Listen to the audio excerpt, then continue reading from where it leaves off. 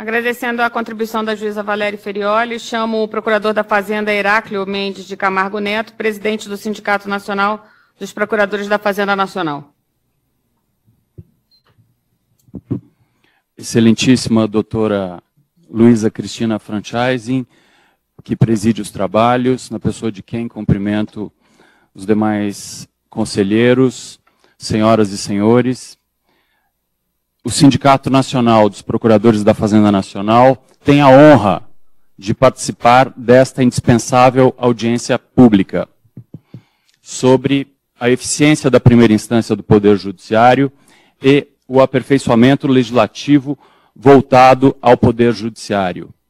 O intuito de nossas sugestões é colaborativo e construtivo. Demonstraremos a necessidade da adoção de 5 medidas pelos operadores do direito que atuam na execução fiscal e para as quais pedimos o concurso imprescindível do Conselho Nacional de Justiça e de todas as associações de magistrados aqui presentes. 2 medidas são de natureza administrativa. Uma medida de moralidade política e 2 medidas legislativas.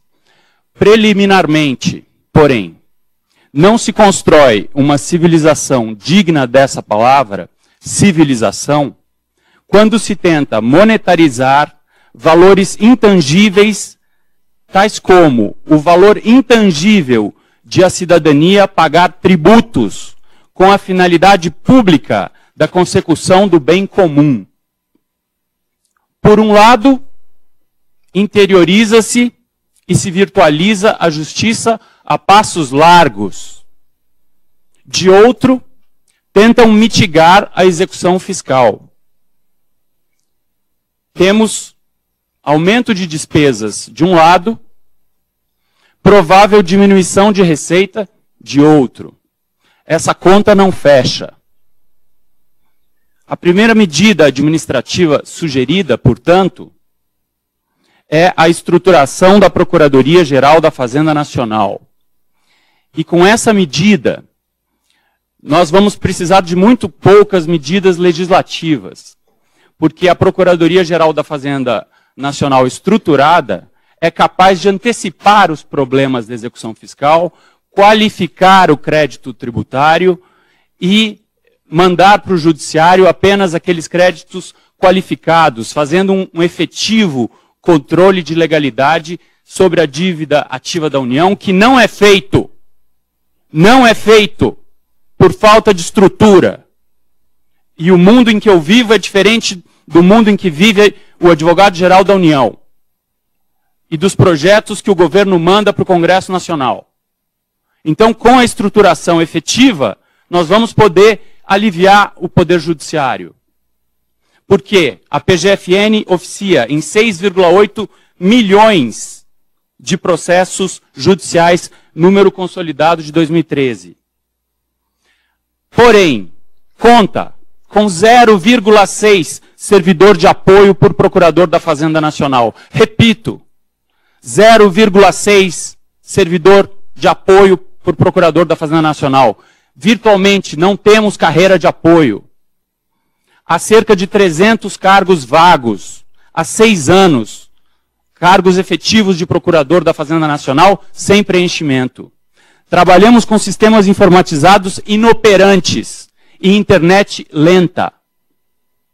Vivenciamos a impossibilidade de acesso dos procuradores da Fazenda Nacional ao SISCOAF, que é o único sistema de banco de dados integrados sobre corruptos e sonegadores do Estado brasileiro que funciona, mas que nos é sonegado. A quem aproveita o sucateamento da Procuradoria-Geral da Fazenda Nacional? Contamos com 2.098 procuradores, número do final de 2013. Mas para cada real investido na PGFN, temos um retorno de R$ 20,96 apenas no âmbito da execução fiscal. Tentam mitigar a execução fiscal sob o argumento financista de que ela não seria economicamente viável. Os números dizem o contrário. Em 2013, a PGFN arrecadou 23,7 bilhões de reais. Porque a existência da execução fiscal, a mera existência da execução fiscal, incomoda sonegadores e devedores contumazes. Mas, para muito além das planilhas e dos números, que cohonestam nossos argumentos, um Estado democrático de direito possui valores intangíveis que não cabem em planilhas. Os valores da moralidade, isonomia, impessoalidade, juridicidade não cabem nas calculadoras do Tesouro Nacional ou do Ministério do Planejamento. Então, a quem interessa mitigar a execução fiscal? Ferramentas como o Bacen Jude e a virtualização dos cartórios caminham na direção da maior efetividade da execução fiscal. O tempo entre a constituição do crédito tributário na Receita Federal do Brasil e o ajuizamento da execução pela PGFN está diminuindo. Isso tudo aumenta a eficácia da execução fiscal. Mas será que não é exatamente por isso que a importância da execução fiscal está sendo mitigada? A sonegação em 2013 atingiu 415 bilhões e 100 milhões de reais, conforme abalizado estudo do Simprofaz, que pode ser encontrado no sítio do Sonegômetro, sonegômetro.com. Será que bancos e empresas privadas deixariam de cobrar seus devedores pelo simples fato de os devedores não terem bens visíveis em seus nomes? Será que criaremos o esvaziamento patrimonial como solução e método para os problemas de caixa dos sonegadores e devedores contumazes? Só há dois tipos de contribuintes. Os altruístas, que educaram seus sentidos e conseguem enxergar a necessidade de financiarmos todos as políticas públicas através dos tributos. E aqueles que temem a possibilidade de punição. A estruturação da PGFN permitirá a qualificação dos créditos tributários e a racionalização da execução fiscal. Segunda medida administrativa, por motivos análogos e simétricos, é a estruturação e valorização da primeira instância do Poder Judiciário para conferirmos maior celeridade às execuções fiscais, valorizando a atuação do juiz de primeiro grau, com quem os procuradores da Fazenda Nacional têm a honra de trabalhar. A seguir, passo a terceira sugestão, a terceira medida. Essa de cunho, uma medida de moralidade política. Sugerimos a adoção pelas funções essenciais da justiça, que trabalham com a execução fiscal, do argumento de moralidade política que priorize, de forma inequívoca, o ideal da justiça fiscal, na atuação dos processos de execução fiscal. Ou bem se defende o cumprimento da lei, ou se impede o andamento célere da execução fiscal sob os argumentos mais fáceis e inconsistentes. Mas, sobretudo, o impedimento materializa-se através da falta de vontade política de investir na estruturação da PGFN, da Advocacia Geral da União e do Poder Judiciário de primeira instância. Sonegam-se os meios e depois apresenta-se a retórica cobrança sobre a suposta ineficiência da execução fiscal, sob argumento de que execuções fiscais não andam. Como vimos, isso não é verdade.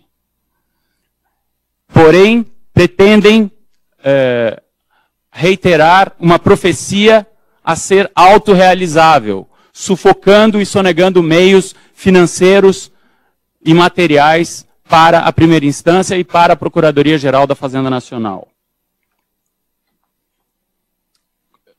Essa mudança, essa sugestão de moralidade política envolve uma mudança de mentalidade de todos nós. Como avançar enquanto estivermos sob o entendimento teratológico, segundo o qual não pagar tributos não significa infração à lei? Muito bem, senhores. Esse é o entendimento dominante em nosso país. Não pagar tributos não significa infração à lei. Todo o investimento da Justiça e das Procuradorias Fazendárias equivale a um ganho em progressão geométrica no resultado para os cofres públicos. Em vez de discutirmos a desjudicialização, devemos discutir a judicialização efetiva, com estruturação dos órgãos envolvidos, ferramentas cibernéticas e entendimentos jurisprudenciais que acelerem o andamento das execuções fiscais. A seguir, passo a descrever 2 sugestões de medidas legislativas. Para aumentar a eficiência da primeira instância do Poder Judiciário em sua interface com as execuções fiscais. A primeira delas é a manutenção da excelente ferramenta do Bacen-Jude, que, surpreendentemente, está sendo retirado do mundo jurídico de forma muito estranha pela Câmara dos Deputados, mas nós temos a certeza de que o Senado Federal corrigirá esse erro, porque o instrumento do Bacen-Jude é fundamental para todos os envolvidos na execução fiscal. E não pode ser de outra forma. Se nós queremos avançar na cobrança dos tributos, nós precisamos de mecanismos como o Bacen-Jude. Portanto, o Simprofaz coloca isso como prioridade, para que seja mantido o Bacen-Jude e que tenham os juízes essa ferramenta tão importante para, em situações muito bem documentadas, utilizá-lo e dar efetividade às cobranças. Por fim, a quinta sugestão é a aprovação do PLC número 27 de 2013, de autoria do deputado Paulo Rubens Santiago, que já foi aprovado pela Câmara dos Deputados, está no Senado e versa sobre o combate à lavagem de dinheiro.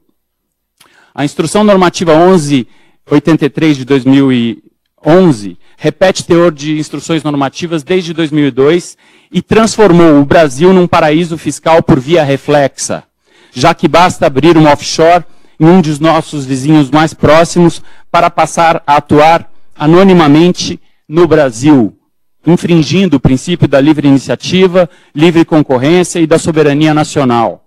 Porque não sabemos quem são os verdadeiros donos dessas pessoas jurídicas sem rosto, que declaram tributos, mas não os recolhem, porque têm a certeza da impunidade derivada de seu anonimato e da impossibilidade objetiva de conhecermos seus verdadeiros donos.